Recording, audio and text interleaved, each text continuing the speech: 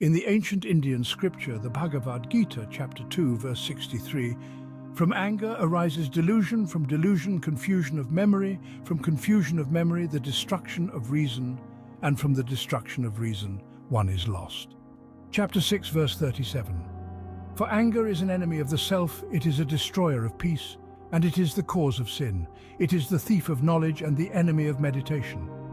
Lord Krishna warns Arjuna about the dangers of succumbing to lust, anger and greed. These three vices are the gateways to hell, leading to self-destruction and spiritual downfall. Chapter 12, verse 16.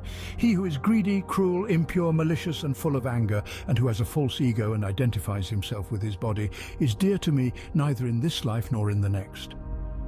Lust, like an insatiable flame, consumes the soul with desires that can never be fully satisfied. It leads to attachment, obsession, and ultimately suffering. Anger, like a raging storm, clouds the mind and fuels impulsive actions. It destroys relationships and leaves a trail of pain and destruction in its wake. Chapter 6, verse 24. He who is full of desires and expectations, and who is attached to action, is carried away by greed, and therefore cannot find peace. Greed, like a bottomless pit, is never satisfied. It leads to exploitation of others, corruption, and ultimately, inner emptiness. In the Bhagavad Gita, it is emphasized that all individuals should abandon these three vices in order to avoid the path of self-destruction and find inner peace. The words of the Bhagavad Gita echo through the ages, holding true even today. In prisons around the world, one can witness a stark confirmation of this ancient wisdom.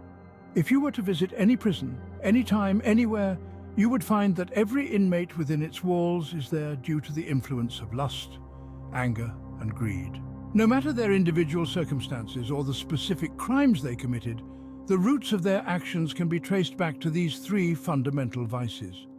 A desire for forbidden pleasures, a burning rage that fueled violence, or an insatiable craving for material possessions led them down a dark path, ultimately culminating in incarceration.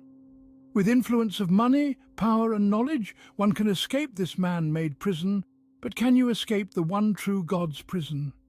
He prisons you in your heart with different bodies. Why is one born handicapped?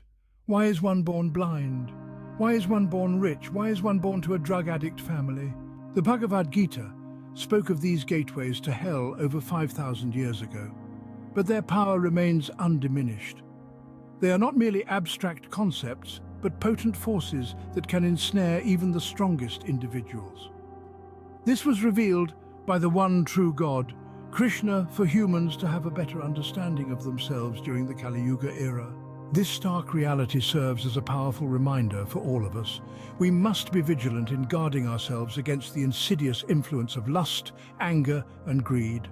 By cultivating self-awareness, practicing moderation, and embracing spiritual values, we can break free from the chains of these vices and build a life of peace and fulfillment. The choices we make today shape our destiny. Let us heed the wisdom of the Bhagavad Gita and choose the path of righteousness, compassion, and inner peace, leading us towards a brighter future, free from the shadows of the prison walls. Brought to you by architect Muguntha for my Hindu community.